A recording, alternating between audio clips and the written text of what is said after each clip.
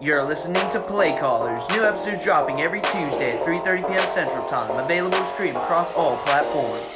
Also, be sure to check out the Tigers Den podcast. New episodes dropping every Monday at 3:30 p.m. Central Time. Available to stream across all platforms.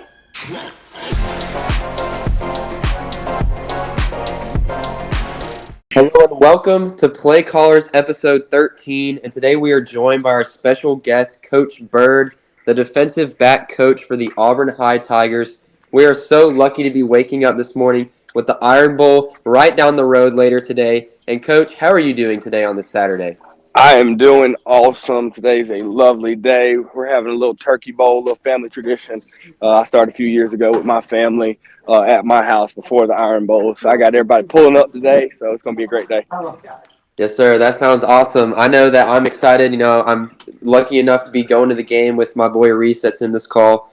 But I'm going to get into a few questions just to start out. How do you think your unit played this season? And is there any players that really stood out to you improvement-wise from the beginning of the year or even last year?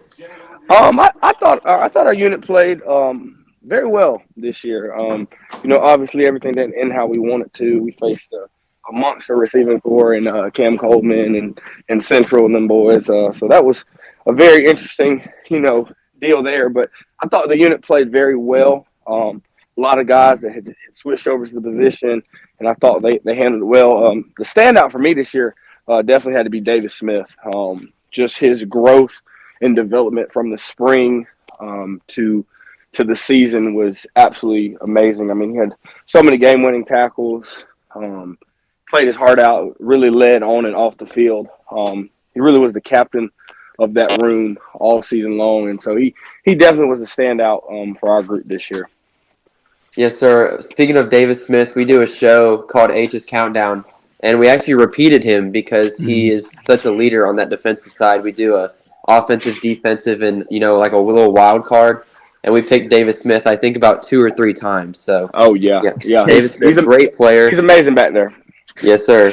And how would you describe the emotions that y'all felt this season with the ups and downs, the heartbreaking loss to Enterprise, and then y'all went on a streak, unfortunately lost to Central. How did you and the team handle those ups and downs that went on throughout the season?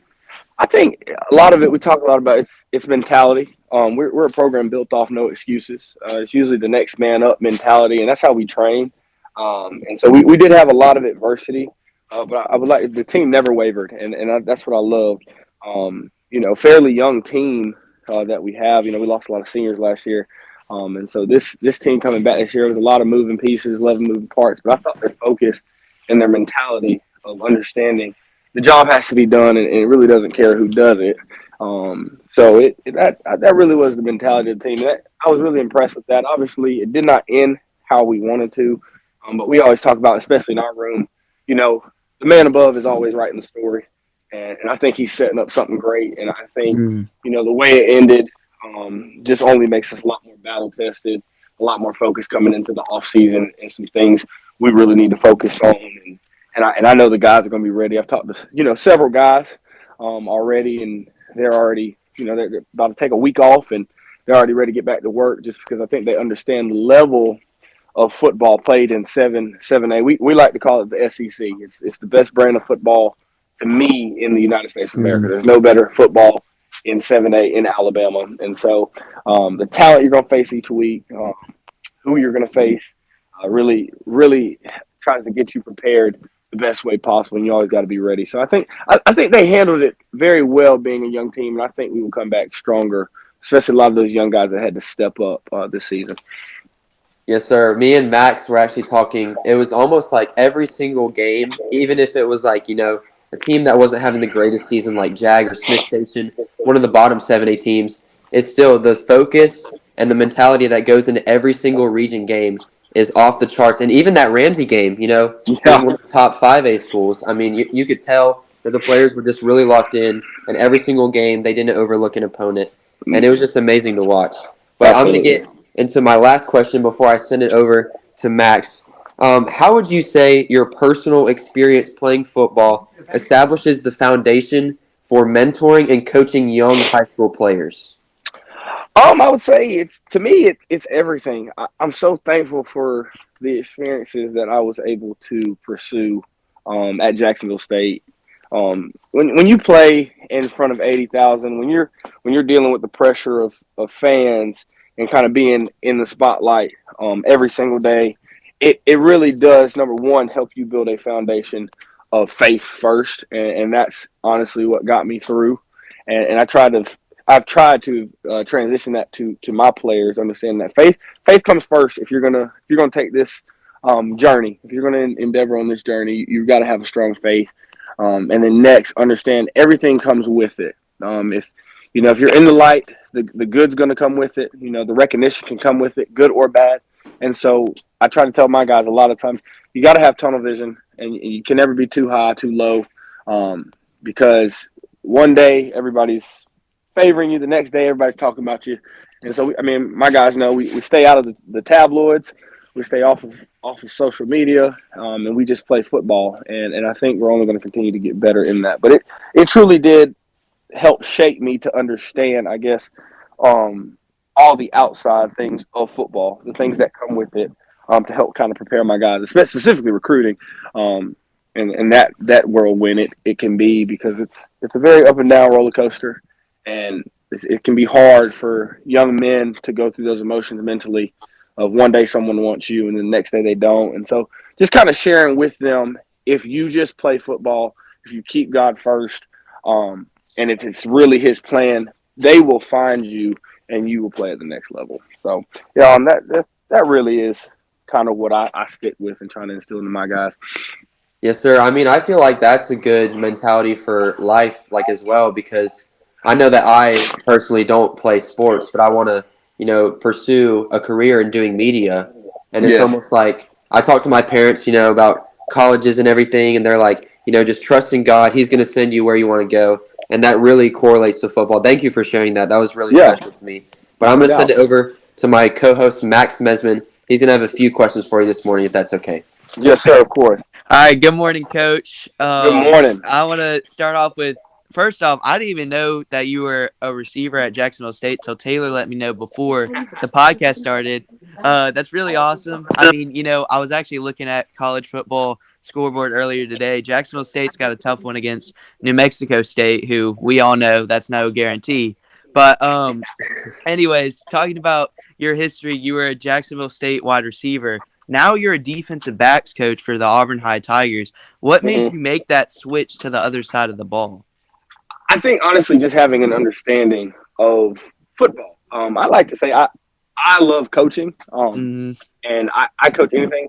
The way I was coached coming up and playing high school and in college, my coach tried to get us. I played for a guy named Cleo Lemon and also a guy named Cody Wells. But Coach Lemon specifically, he played quarterback for the Miami Dolphins. Um, he specifically always used to tell us in the room, never learn the position just from your perspective. And I took that with me, and I think that kind of helped me in my coaching career. When I first started coaching, I was the receiving coach and pass game coordinator at Hanley High School, and then I also played DB some in college too. I signed as an athlete, so when I first got to Jack State, played receiver for about a week. The Denver Broncos scout came in and was like, "Hey, we want to see you at DB," and I played my freshman year at cornerback. So I learned a lot of lessons from both sides of the ball. Had just so many great coaches. Owen Kilgore, he's the corner coach. I think he's in Tennessee now. But it was always adamant, if you just learn the game of football, you should be able to coach anywhere. And so I'm always asking questions, always trying to figure out how to get an advantage, because I like to think of us, we're the quarterbacks, on the back end. They're trying to throw against us. I know everything they're trying to do usually, because I had to run a lot of that stuff. But how can I advance my game and, from the other side of the ball? And so I think early on in college, understanding both sides of football, being willing, number one, to play anything and everything. I try to tell my guys that all the time. Like at this time of high school, be willing to play anything. Be a sponge, soak it all in, because in the end, whatever you do end up playing, it will help you regardless. So I think that really helped me in my coaching career, make the switch. yeah, that's awesome. Players, you look at players today. I think obviously the first one that comes to mind is, Travis Hunter. But Yes. like players that are able to, play basically any position. I mean, it's always useful to have a guy like that. But No doubt. talking about your defensive back crew that you got to coach this year, what do you say about their performance?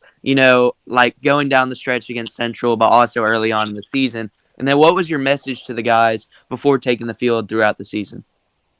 Oh, really? My message. We live by very much a we all we got, we all we have. We say a saying before every game, and it starts off with me saying, "Start strong." They say finish stronger. I say eyes up. They say keep climbing, and then we finish with, and I always say we all we got, and they say we all we need. And so the mentality has always been, regardless of what is going on, regardless of who you have in the state, our group will stay together. Our group will fight to the finish, regardless of whatever happens. And so that message, kind of taking that Central game, after game one, was the same thing. It's we know what they have. I mean, Cam Coleman is a 5-star receiver, and to me personally, playing the position, he is one of the best receivers I've ever seen. Probably the best receiver in the state of Alabama to come through Alabama. And so that was nice and all, but at the end of the day, it is still football. And my message to those guys were, look, he still puts his pants on the way you guys do. He's a competitor, and we respect that, but we don't fear it. And obviously, he got the win there, and so you even respect that even more. Anytime you're in a competition and you're going against another alpha, another competitor, it's always respect at the end of those games. And so that's that aspect. And then the other aspect of just being battle tested, we went through a lot.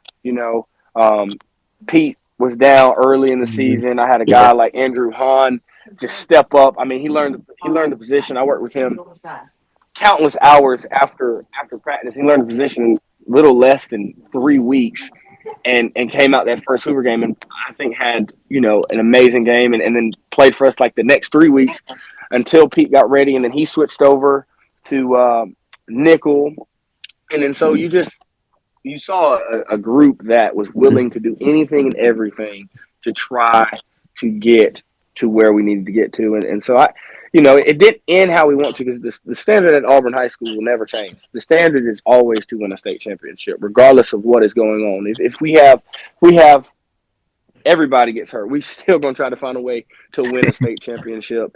And even though that didn't happen, when I look back at the season, I do see certain successes, especially individually, of guys that they will be able to take these life lessons of being battle tested, of going through hard times into life.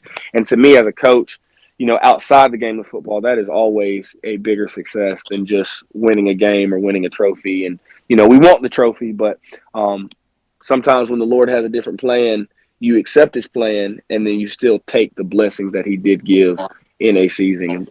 So that was really encouraging. And, like I said, I'm really excited about next year.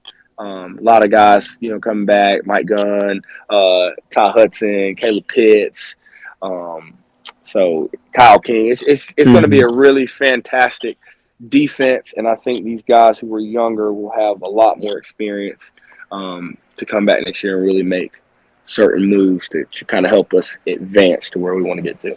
Yes, sir. I mean, I love that. This season, I mean, we talked to Coach Goolsby last week directly the morning after the loss to Central, and he talked about, this team, they did go through a lot of adversity, a lot of hardships, injuries and all that stuff, and they were able to, push through and end up getting a 9-win season. So, I mean, that speaks a lot to, y'all as a coaching staff, but y'all as a whole team, as well. And I want to stay on the topic of this current season, or this past season, for one more question. What were some of your favorite moments with this team, whether it was in the off season, throughout the week at practice, or at any of the games? I'll start off with one of my favorite games, of course, is just the big rivalry, Opelika. The Opelika game to me was absolutely amazing, because I mean, at any point anybody could have left that game.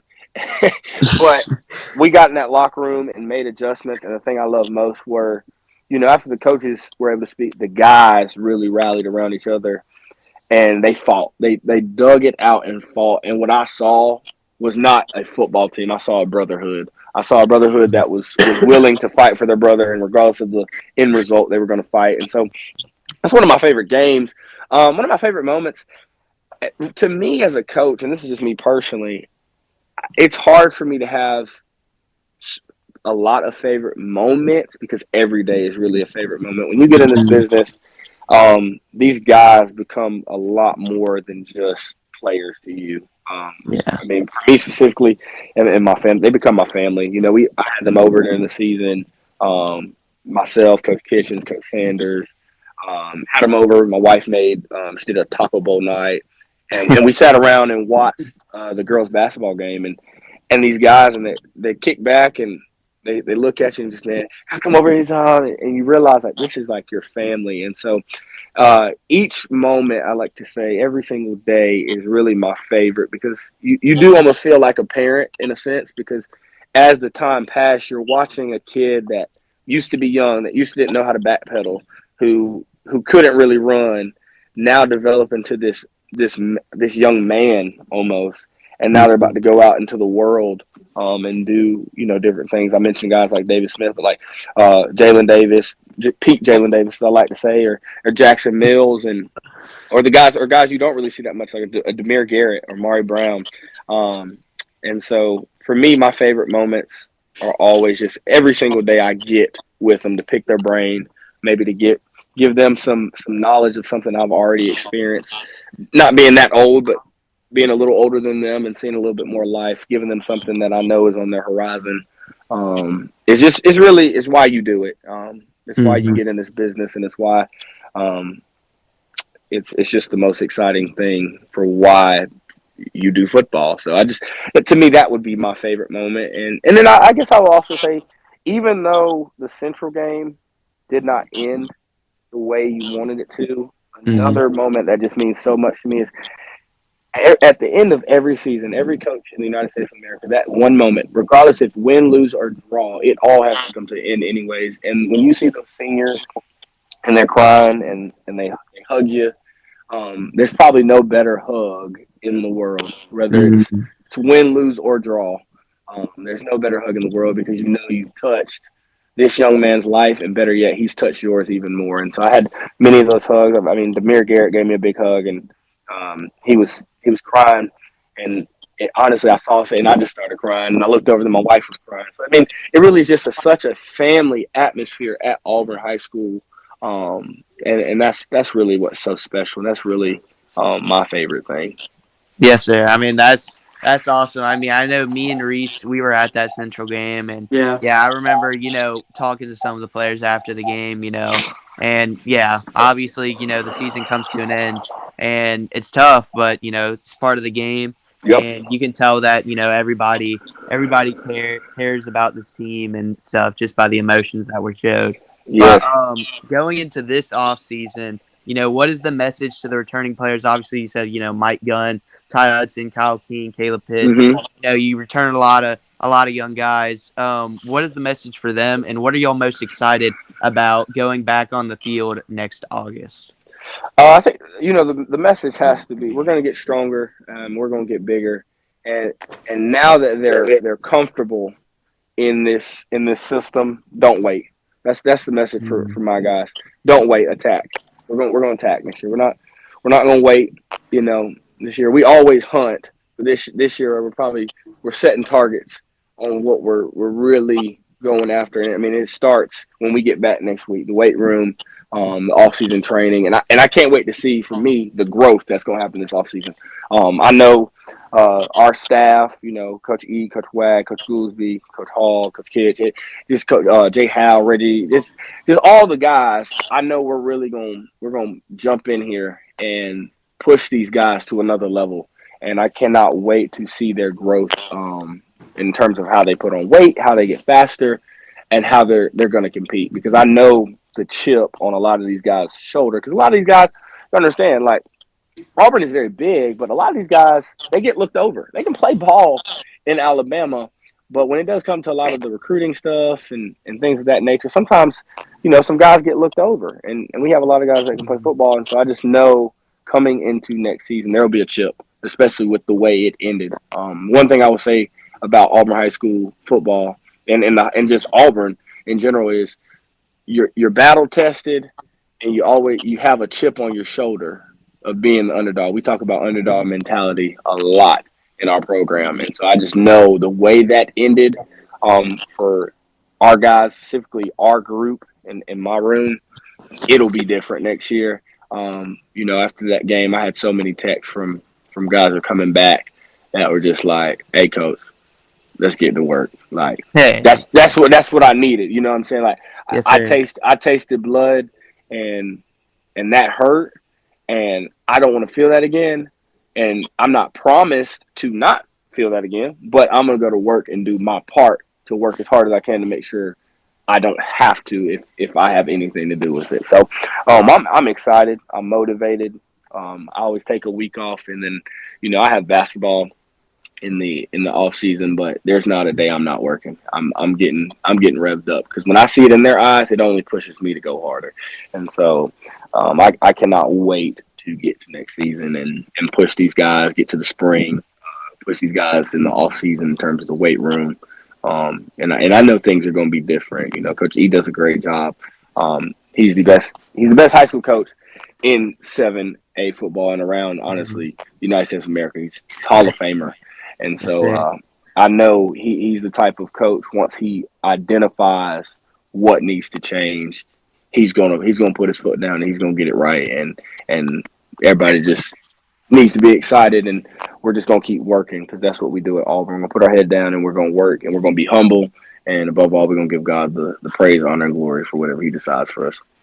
Yes, sir. I mean, I know I'm excited to see, what y'all put on the field next season, going through this offseason. I mean, we've been able to, me, Reese, and Taylor have been able to talk to basically all the coaches that you mentioned, and so we know that y'all will get the job done, and we're excited to see the product that is put on display next season. But Yes, talking sir. about this year's senior class, the 2024 senior class, Yes. for you, I'm sure that it means a lot. Because the defensive backs group was full of seniors. You got Yes. Tamarcus Webb, Jackson Mills, Jay Mills, Davis Smith. The list goes on and on. Pete Davis, Amari Brown, Demir Garrett. But what exactly does this 2024 senior class mean to you personally? Everything. They're my family.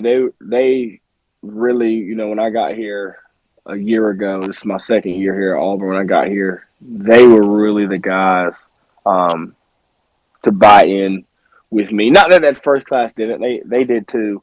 But these guys really, gravitated to me, hit me up personally, things of that like that. Wanted to pick my brain all the time, and so I've been able to really build a relationship with these guys outside of football, and they just mean everything. A lot of these guys, when I grow my family, I'm sure they'll be here. These guys, I will be at their weddings when it comes time, and they're just a special bunch. They're a humble bunch.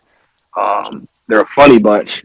Also, they're a funny group, and they really they've changed my perspective on what it means to be a coach. And so I know I've touched their lives, but I will continue to say they have touched my lives in more ways than they will ever know. And not just my group, but the entire class has touched my lives in more ways than they will ever know. And I love them forever, and that's what I want them to know. And I'm always here for them. And if they ever need anything, they know I'm just a phone call away, and my doors are always open. So they really have blessed my family. That's Just awesome. all the time. So I know they're going to do big things, and I can't wait to see it and just give a round of applause for them. So Yes, sir. I mean, that's awesome. I mean, that's, this senior class, I'm part of this senior class, and I know a lot of the guys that, Amari's one example. I know yeah, him pretty well. He's in my English class, and me and him talk a good bit. hmm So shout out Amari. But yeah, no, so yeah, this senior class is awesome, and I can just say that from a personal basis. I know I'm a little bit biased because I'm kind of part of it, yeah, but I know that they definitely meant a lot on the field and off the field from what you're telling me. no And doubt. then my last question is, you're not actually the only defensive backs coach on the team. Coach Jeremiah Kitchens, who we Yes. had the pleasure to interview in episode 6 of this show, he's the other DB's coach. What would you hmm say about your relationship with him as well as the rest of this coaching staff? Very tight knit group. Actually, just what was that? That'd have been Wednesday morning. I was with him, B Hall, Graham Ferguson. We went and played basketball, shoot some hoop. Okay. We're so tight. But specifically speaking, Kitchen Eye, man, that's a brotherhood right there. Since I came to Auburn, he welcomed me with open arms, and this was his deal. He had both safeties and corners, and so to let me come in, there's never been any resistance. He lets me work. He lets me do my thing, but also he challenges me in terms of being a better man. We did something this year of 125 days hard challenge, and we set that in front of the boys to let them know, like, look, you guys are working to get to the state title, so we're going to work with you. So we're going to work out for 125 days, and there were just little things, and we both signed contracts to one another and made sure the whole season we held each other accountable. And so that's just the kind of guy we have on our staff and what we try to do. And that's every guy. Every guy on that staff finds a way to hold everybody accountable. But we're also a very close-knit group. We have a lot of good laughs.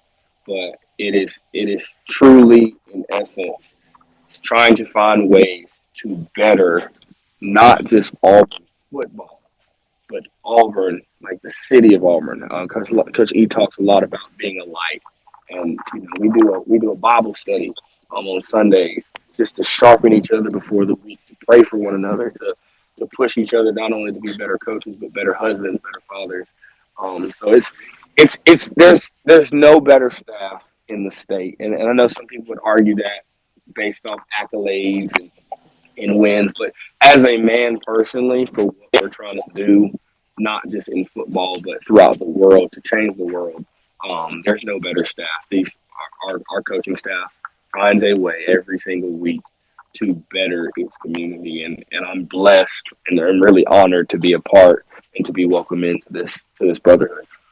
That's awesome. I mean, once again, talking to this entire coaching staff, we can tell that y'all really, y'all bond together off the field and then also on the field as well. Y'all, get the job done. And so just kudos to y'all. It's been a pleasure being able to speak to each and every one of y'all this season. And now I'm going to send it over to my co-host, Reese. Reese, go ahead and take it away. How's it going, Coach? It's going awesome. How are you? Good. I'm just gonna get two quick questions in. What's the mentality going into next year with a few, actually most of the players coming back next year? Yeah. Hunt. Go get it. Go after it. We know the two big dogs in the state. Obviously, you got Thompson, you got Central, so you know what you're gonna get. But we're also one of the big dogs, and we've been consistent. We've been consistent also. It's just now about getting over the hump. And so the message is going to be, we have the talent to do it. Now the mentality that we'll lock in, and we'll set the target. And, I'm not one to make any guarantees, any promises, because, in this coaching world, you understand life changes at the drop of a dime. We're not there yet. But I do know that this team is going to be built off hard work. I already see it now in the coaches.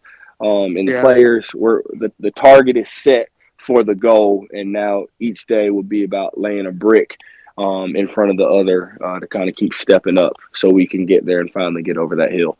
Yeah. And then my last question is there any younger guys to look out for next year, sophomores that are turning into juniors and juniors that are turning into seniors?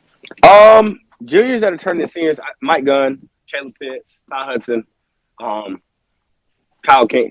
Those guys, be on the lookout. Those guys are going to do big things this offseason, and I know they'll have big years next year. Sir. Younger guys, I think some guys on the front, maybe for my room at least, I think Trey Smith. I think, if he really puts in the work this offseason, he has potential to be a really good cat eventually. So I'm excited to kind of watch what he does. Just there's so many out there. I was just maybe pick one from my room, but I'm excited, and I always tell my guys always know I I don't have a thing such as starter. What we have is hard work, and you better Yeah. bring your lunch. You better bring your lunch pail and your hard hat every week, because I'm not a coach that what you did the last game affects the next. Like every single Monday through Thursday, what are you doing Mhm. that's going to put you on the field? And I know we have that. We have nothing but hard working, hard hat. Um, you know, low ego guys. It's a team that is after a common goal, and I'm just excited, man. I really am just excited, and I know they are too. Yeah. Thanks, Coach. Yes, sir. All right, I'm gonna close it out with 2 or 3 more questions that Yes, I've sir. developed. How special is it to see your players get recruited, go on college visits with them, especially to your alma mater, Jacksonville State? I know you have a little bit of bias that you want them to go there, but how special is it, to see them get recruited and see your guys play Division I football? Oh, there's no better feeling. I still remember the day I signed and changed my family's life. Changed my life. I met my wife in college.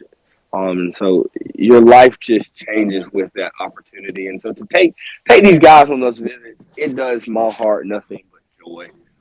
And honestly, I'm a coach. I really don't mind where they go. I love taking them back, yes, to my alma mater, but wherever they go and have the opportunity, number one, to be more than a football player, to earn a degree, to change their life and their future, and to set up their family for success is always such a feeling that you really can't even describe it and put into words. And so I always in my quiet time in prayer pray, if it is in the Lord's plan, that each one of my players gets the opportunity to have some look, whether D1, D2, D3, JUCO, whatever the opportunity may be. But it is special taking them back, and that was last week. I got to take some guys back who are being recruited by Jack State, and it was funny because they kind of pick at you like, Coach, you, and then like you get there and all the young guys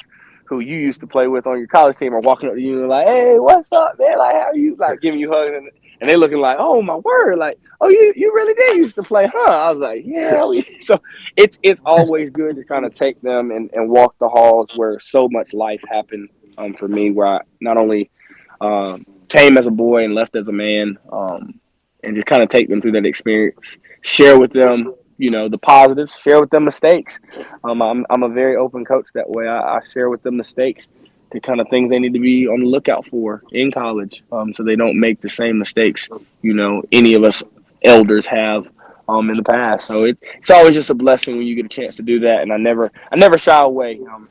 My guy called me and said, "Hey, coach, got a visit. Don't have what? Hey, I'm coming. I'll take you," because they need those experiences. It Yeah. also motivates them in the off season because they get to kind of measure themselves up against what that looks like and see honestly. Well, okay, I might be right there, or I might need to do a little bit more work.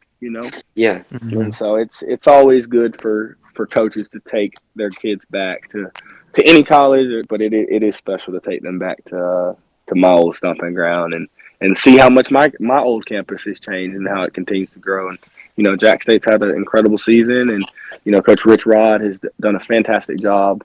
And I know that he will only continue to just kind of help develop the program and take it to new heights.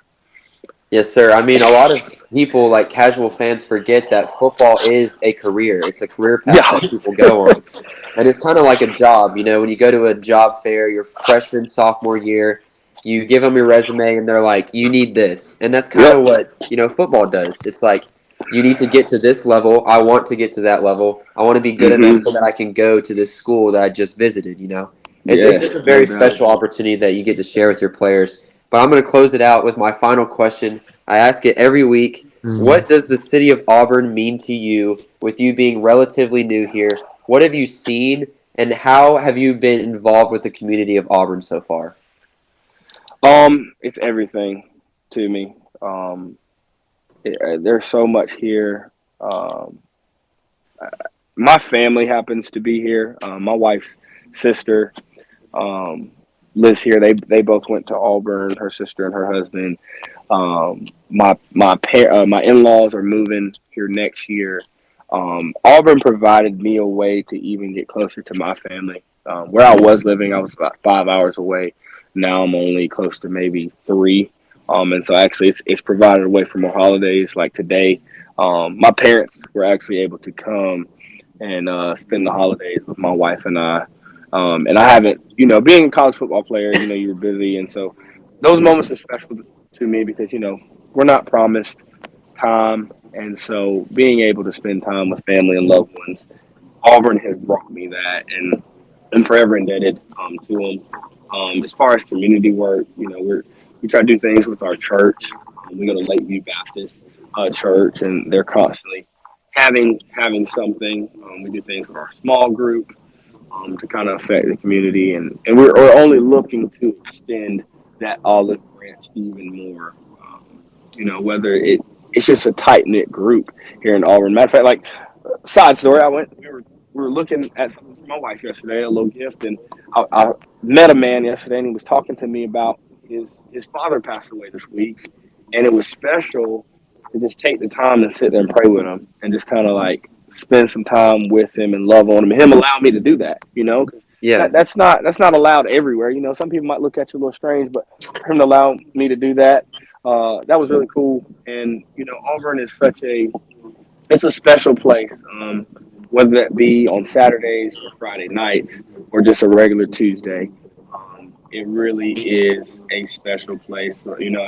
I've seen Dr. Herring out, before, and she goes out of her way to speak to you, not you have to chase her down. She remembers you, she recognizes you, and but you go some other place and it's not like that. Those who are in leadership might try to avoid you. I think our principals. We have some of the best principals. I work at the junior high school, and coach at the high school. But my principals, Ross Reed and Chris Daniel and Kristen Williams, the people who take the time to invest in you as a person. You don't get that everywhere, and are there for you and pray for you. That's just that's special to me, especially as I'm young. I'm 27 years old. As I'm a young man looking to build a family. That's a special place. When you can think of somewhere where you'd feel confident of raising a family, and Auburn is that. So it really is great. Yes, sir. Well, we're really lucky to have you. We've enjoyed having you on the episode today. Max and Reese, do you have any more questions? Or I don't have any more questions, but Coach, it's been amazing. A great time to be able to talk to you and get to know you today. So we just appreciate your time, and we look forward to next season, but also just seeing what y'all do, in the off season, just seeing what y'all do as a team and seeing what you do as a coach. Thank you so much, Coach. You guys are so welcome. I wanted to say one more thing for y'all. Just I always try to give my players, our coaches, specifically our room, just a quote to hold on to. And I just wanted to say to you guys, like, I live by, individuals play the game, but teams beat the odds. And so I wanted to thank you guys for doing what you've done this season and covering, our team and our guys and our coaches. People don't understand championships and getting to a championship, getting through a season is not just done by a coaching staff. It really does take a community. And so for you guys to kind of create this, channel, this podcast, to kind of take Auburn to a new height, to gain more exposure, that is special. And so I just wanted to give you guys a little bit of motivation to say, regardless of what happens, you guys keep going. I don't know where this thing's headed to, but you guys, you put your foot down, you put your head down, you keep that tunnel vision, and y'all keep working, and y'all keep being a change to the community because people are listening. And y'all are making a difference. So I really appreciate y'all. Thank you so much. That means a lot. Yes, sir. Well, I'm going to do the outro real quick, and then we'll send you to your little turkey bowl that you got going on. Sounds pretty fun. Yeah, wish me luck. I'm all-time quarterback. I haven't greased that arm up in a while, so hopefully it's still need to get Coach Ferg out there. He's got a heck of an arm. He can sling that thing now. He can. So yeah, hopefully we have good luck at the turkey bowl. So it'll be fun. Yes, sir. Well, that's going to do it For episode 13 of Playcallers, we truly thank Coach Byrd for giving us some of his time this Saturday morning and are super blessed to be attending this amazing high school with these amazing coaches and players and part of the football program. Thank you to all of the coaches we've had so far, letting me, Max, and Reese be part of something super special. Have a great Saturday. Listeners and coach, thank you so much. Stay tuned for more episodes coming next week. Thanks for listening to this week's edition of Play Callers. Be sure to check out our episodes dropping every Tuesday at 3:30 p.m. Central. Also be sure to check out our other podcast, The Tiger's Den, where we dive into the world of sports. Be sure to check out those episodes coming out every Monday at 3:30 p.m. Central. Thanks for listening.